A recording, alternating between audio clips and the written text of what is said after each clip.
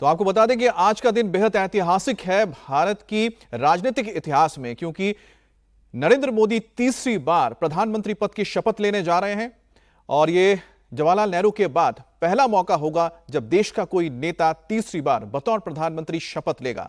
और इसके लिए भव्य तैयारियां की गई हैं। शाम को 7:15 पर इस शुभ मुहूर्त पे राष्ट्रपति भवन के फोरकोर्ट में नरेंद्र मोदी प्रधानमंत्री पद की शपथ लेंगे। लेकिन इस वक्त प्रधानमंत्री मोदी का जो काफिला है पहुंचेगा बापू की समाधि राजघाट, जहां पर वो बापू को श्रद्धांजलि देंगे, जिसके बाद वो अटल जी की समाधि पर जाएंगे, सदैव अटल। और प्रधानमंत्री मोदी की ये तस्वीर सीधे आप देख रहे हैं, आ रही हैं। प्रधानमंत्री मोदी पहुंच चुके हैं राजघाट, जहां पर प्रधानमंत्री मोदी इस वक्त अपने सहयोगी, तो राजघाट की तस्वीरें आप देख रहे हैं। प्रधानमंत्री मोदी बापू को श्रद्धांजलि देने के लिए पहुंचे हैं और प्रधानमंत्री मोदी इसके बाद अटल जी की समाधि सदैव अटल पर जाएंगे। उसके बाद वॉर मेमोरियल जाके देश के शहीदों को नमन करेंगे। शाम को 7:15 पर राष्ट्रपति भवन के फोरकोर्ट में प्रधानमंत्री तीसरी बार शपथ ग्रहण करेंगे।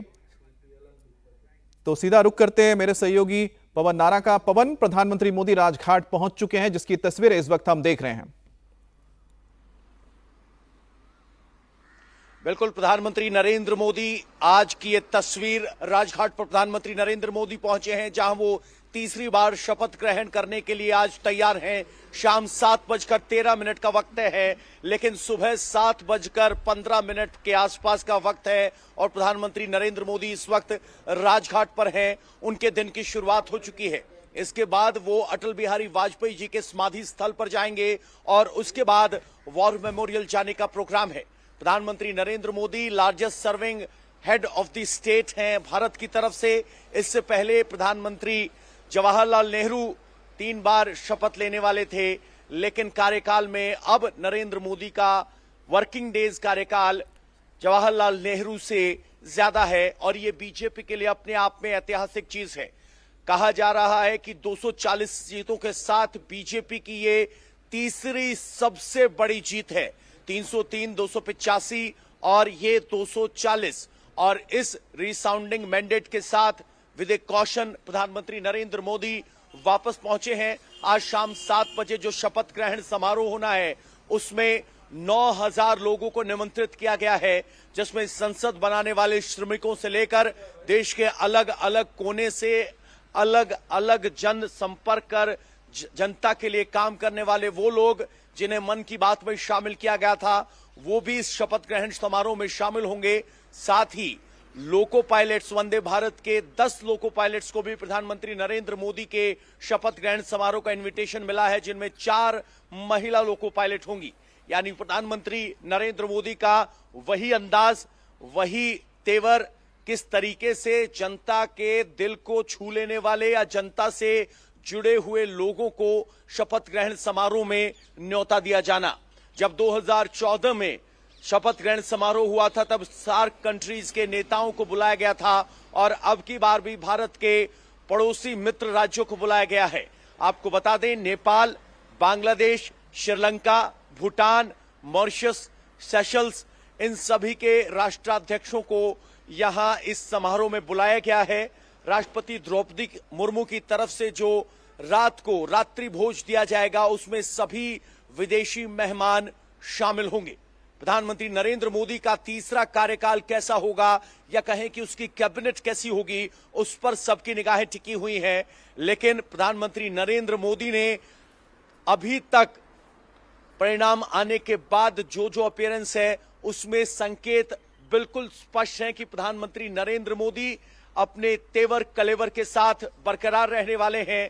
जैसे 2014 में वो एनडीए के बैठक के बाद जो संसद के सेंट्रल हॉल में हुई थी, संविधान को नमन करते हुए नजर आए थे, वैसी ही भूमिका में प्रधानमंत्री नरेंद्र मोदी को हमने पिछले दिन देखा जब वो एनडीए की बैठक में शामिल हुए थे।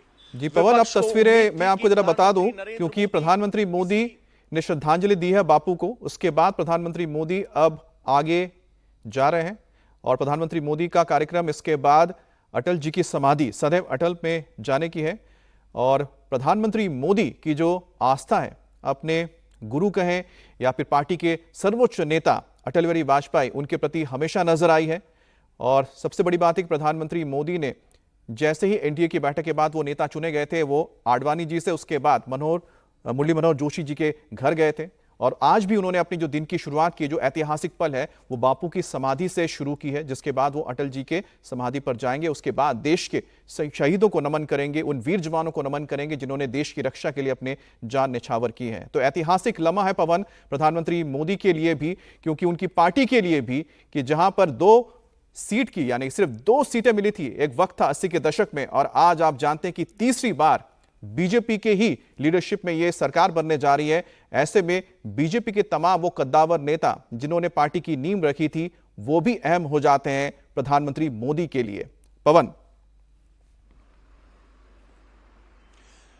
बिल्कुल, अटल बिहारी वाजपेयी गैर कांग्रेस शासित, गैर कांग्रेस पार्टी या कहें कि बीजेपी के वो पहले प्रधानमंत्री थे जिन्होंने 5 साल का कार्यकाल पूरा किया। पहली बार 13 दिन, दूसरी बार 13 महीने और तीसरी बार पूर्ण कार्यकाल अटल बिहारी वाजपेयी का 2004 तक रहा था, 1999 तक। और भारत में जो बीजेपी की स्थिति है आज के दिन, सबसे बड़ी विश्व की पार्टी है, उसमें अटल बिहारी वाजपेयी और लाल कृष्ण आडवाणी की भूमिका है। और नरेंद्र मोदी उस भूमिका को न सिर्फ स्वीकार करते हैं बल्कि वक्त वक्त पर उसको कृतज्ञता भी जाहिर करते हैं। 2014 के परिणाम के बाद लाल कृष्ण आडवाणी और मुरली मनोहर जोशी से मुलाकात की थी। 19 के परिणाम के बाद भी लाल कृष्ण आडवाणी और मुरली मनोहर जोशी से मुलाकात की थी। और 2024 के कार्यकाल के शुरू होने से पहले भी लाल कृष्ण आडवाणी और मुरली मनोहर जोशी से प्रधानमंत्री नरेंद्र मोदी ने मुलाकात की है। लेकिन सबसे बड़ी बात यह कि सबसे अटल या सबसे वरिष्ठ नेता बीजेपी के रहे, जिनकी स्वीकार्यता दलों के पार थी, अटल बिहारी वाजपेयी, उनके समाधि स्थल पर अब प्रधानमंत्री नरेंद्र मोदी पहुंचेंगे। सदैव अटल जो समाधि स्थल है, शायद नरेंद्र मोदी उसी अंदाज में, सदैव अटल के अंदाज में, चिर परिचित अंदाज में मोदी कार्यकाल 3 में दिखाई देंगे। इसी तरह के संकेत भारतीय जनता पार्टी की तरफ से दिखाई दे रहे हैं। अभी जो फॉर्मूला सरकार बनाने का सामने आया है, उसके हिसाब से जेडीयू और TDS, Telugu Desam party, TDP, तीनों, इनको एक एक मंत्री पद और एक एक उप मंत्री पद का हिस्सेदारी मिलेगी, इस तरह के संकेत मिले हैं।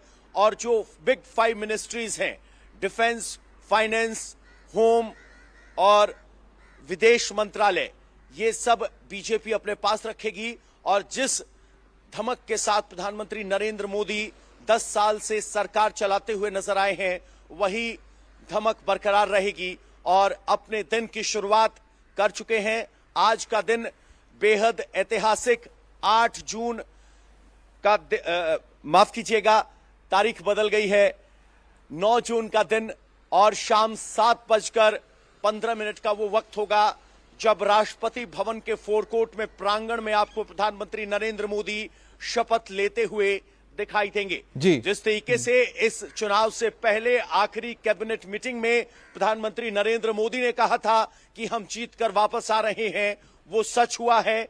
अपने मंत्रियों को से पूछा था कि अगले 5 साल की अपनी योजना क्या है, और प्रधानमंत्री नरेंद्र मोदी चुनाव प्रचार के दौरान स्पष्ट कर चुके हैं कि वो अपने 125 दिनों की कार्य योजना के साथ तैयार हैं। तो आज से वो कार्य योजना शुरू हो जाएगी। 7:15 का वक्त है जब प्रधानमंत्री नरेंद्र मोदी शपथ लेंगे, और उसके बाद आपको कैबिनेट मिनिस्टर्स या कहें कि लिस्ट ऑफ मिनिस्टर्स जारी की जाएगी प्रधानमंत्री कार्यालय की तरफ से।